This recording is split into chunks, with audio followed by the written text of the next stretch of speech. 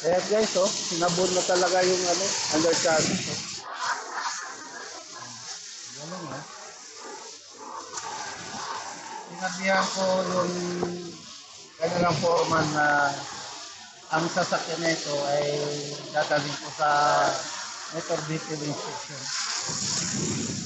Kaya linis ng maayos para walang sabit sa dating doon sa